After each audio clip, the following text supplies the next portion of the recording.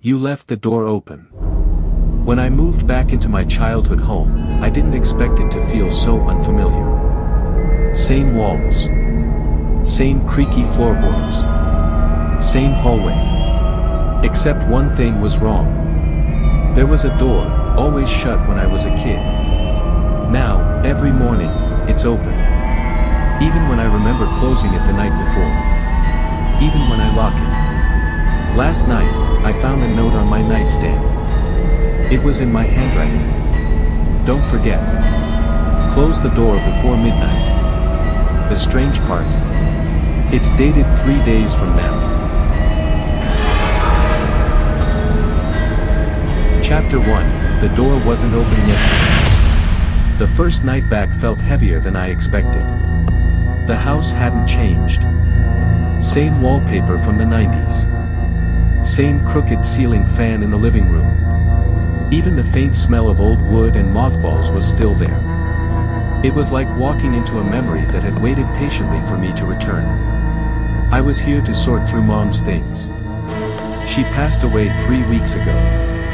Natural causes, they said, but when I came into the house, I noticed something strange. The hallway door was open. That door had always been locked when I was a kid. It didn't lead to the basement, we didn't have one. I remember asking her once what was behind it. She never answered. Just said, some doors stay closed for a reason. And for years, it had. Closed. Untouched. Until now. That first night, I closed it without thinking. It creaked, loud, reluctant, like it hadn't moved in decades. I turned the old brass lock and even wedged a chair against the handle. I didn't want it swinging open from a draft or loose hinges. The next morning, open. Chair moved.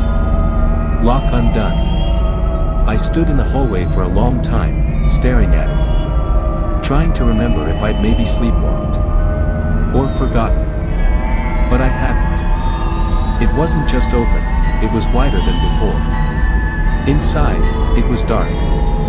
No light switch. Just a few stairs leading down, to nothing. A black square that seemed to breathe. I didn't go in. That night, I set up my phone to record. Left it propped on a stack of books, camera aimed at the door. I checked the lock again. Jammed the chair tighter. The next morning, I grabbed the phone and checked the footage. It was fine for the first few hours, just darkness and the hum of the house. Then, at 2:47 a.m., the sound cut out. Completely. And the screen began to flicker. Frame by frame, the door unlocked itself. The chair slid quietly aside, like someone was moving it carefully not to wake me. And then, the door opened. Not fast. Not violently. Just slow. Purposeful. Something black moved past the doorway, barely visible. A shape. No footsteps. No voice. But as it passed the camera, for 1 second, the phone mic picked up something. A whisper. It said, "You used to listen." Chapter 2, The Man in the Mirror Doesn't Blink. I avoided mirrors for most of that second day. I couldn't explain why, I just felt it. Like if I looked too long, I'd see something I wasn't ready for. But that night, brushing my teeth in the bathroom, I made the mistake of glancing up. And something felt off. I blinked. So did my reflection. Then I tilted my head slightly to the right. The reflection followed, almost. But it was delayed. Maybe a quarter second. Not enough to scream about. But enough to make my heart stop for a beat. I stared harder. This time, I smiled, half forced, testing it. My reflection smiled back. But it didn't look right. Too wide. Too many teeth. I left the light on in the bathroom and walked down the hall to check the door again. Still closed. I locked it. Slid the chair back under the handle. Even placed a small bell on top, something my mom used to do when she thought I was sneaking out at night. Then I went back to bed. I didn't sleep. At 3:12 a.m. I heard the bell ring once. Just once. I froze. Didn't move. No footsteps. No breathing. Just silence. Then a faint knock on the wall. Not on the door. From inside the mirror. I sat up, heart pounding. I told myself it was just the pipes. Just my mind playing tricks. But then, my phone lit up. Not from a notification, the screen just turned on by itself. And the camera app opened. It was in selfie mode. And there I was, lying in bed. Except the reflection wasn't me. It looked like me, yes. But its eyes weren't looking at the screen. They were looking past it. At me. I dropped the phone. When I picked it back up, the app had closed. But in the gallery, one new photo. A screenshot of the camera view. And in the background, just barely visible over my shoulder, a figure standing in the hallway. Right next to the open door. Chapter 3, You've Been Here Before. I woke up on the floor. Not in bed. Not on the couch. Just lying on the cold hallway floorboards, facing the open door. The bell was gone. The chair had been pushed aside. And the door. Wide open. But this time, there were stairs behind it. I know, you think, maybe there were stairs before. But no. I had looked. Multiple times. It had always been a flat wall beyond the frame.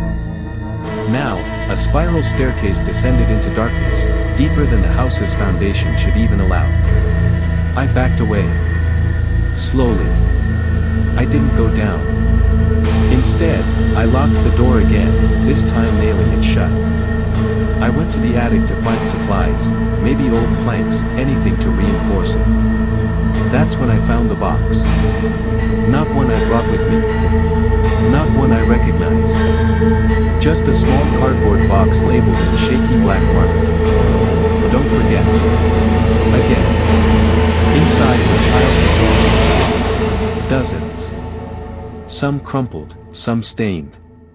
All of them showed the hallway door. And next to it, a tall figure. Black. Faceless. Thin arms reaching toward the doorknob. Every drawing was signed in my handwriting. The earliest ones were messy, as if drawn when I was 5 or 6. The last one was dated just 4 years ago. But I never came back here 4 years ago. I hadn't stepped inside this house since I left for college. Had I? I flipped the last drawing over. There was writing on the back.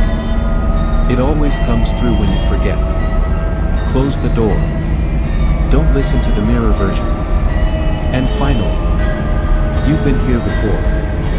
I ran back to my bedroom and opened the closet. Inside was an old coat I didn't remember owning, the name tag read, property of E. Harlow. My full name. But I never remembered writing that. In the pocket was a photo. A photo of me. Younger. Smiling. Standing next to the hallway door. And in the reflection of the window beside me, was someone else. Same build. Same clothes. Same face. But the expression was wrong. Not smiling. Just waiting. Door Chapter 4, the room that shouldn't be there. The door stayed shut the next night. Or maybe I was too afraid to check. I barricaded it, chair, nails, even taped across to the top panel like I'd seen in old movies. Then I locked myself in the bedroom. And still, at 3:13, I heard something move downstairs. Not walking, dragging. Long, slow. like skin against wood. By morning, I convinced myself I was imagining it. That maybe it was rats, or the house settling. But when I stepped into the hallway, the door was gone. Not just shut. Gone. The entire wall was smooth, plastered, seamless, like the door had never been there. Even the trim had changed. I backed away, heart pounding, and nearly tripped over something lying at my feet. A doorknob. Brass. Familiar. Still warm. I tried to leave. I grabbed my keys, opened the front door, and there was no outside. Just more hallway. Same wallpaper. Same lights. Same exact copy of my front door at the end. I turned around, shut the door again, opened it. Another hallway. Same. Perfectly identical. And standing in the distance. Me. Or something wearing my face. I slammed the door and ran to the upstairs guest room. It wasn't there. Instead, I found a new room. One that had never existed before. The walls were covered in photos. All of them of me. Sleeping. Eating. Crying. Aged through the years. Some recent. Some from when I was a child. But every photo had the hallway door in the background. And in each one, the door was always open. And there was always someone standing in it. Tall. Dark. Unclear. But there. Watching. I tried to tear them down, but behind each one was another. And another. Hundreds of them. A collage of a life I don't remember living. Then, on the far wall, one final photo. It was me. Standing right here in this same room. Tearing the pictures off the wall. With a caption scrawled underneath in red ink. You're almost ready. Chapter 5, Someone else is living here. The house isn't mine anymore. Maybe it never was. I tried to burn the photos. They didn't burn. I tried to smash the mirror in the hallway. It didn't break. Just rippled. Like water. Last night, I slept with the lights on. Every room. Every lamp. It didn't help. At 2:59 a.m., they all shut off at once. Not a flicker. Not a surge. Just, off. The hallway door appeared again. No chair. No lock. No bell. Open. At the bottom of the stairs, something was waiting. I didn't see it. But I felt it. Like gravity pulling me down, not with force, but with familiarity. Like I'd been here before. I tried to leave the house. I opened the front door. This time, it wasn't hallway after hallway. It was my street. The outside world. But there was something wrong. The sky was gray. Still. The air didn't move. Not even the trees. And across the street, in the neighbor's window, I saw myself looking back. No expression. Just watching. I ran. I made it to the sidewalk before everything shifted again. I turned to look back at the house. And it was gone. In its place was the hallway again, stretching endlessly, lined with mirrors. Each one held a version of me. But not quite me. Some younger. Some older. Some with blood on their hands. Some smiling too wide. And in the center of the hallway, a door. Wide open. I heard a voice behind me. You left it open. It was mine. But not from my mouth. I turned. And there he was. Me. Wearing my clothes. My face. My body. But his eyes were hollow. His skin, off. Like something wearing skin for the first time. He didn't move. Just looked at me and said, "You forgot to close it." Now I'm the one inside. I tried to scream, but the sound didn't come. The door closed by itself. And I was back in my room. Everything looked the same. Except the mirror didn't show me anymore. It showed him. Smiling. Living. And somewhere far behind the glass. I'm still standing in that hallway. Waiting.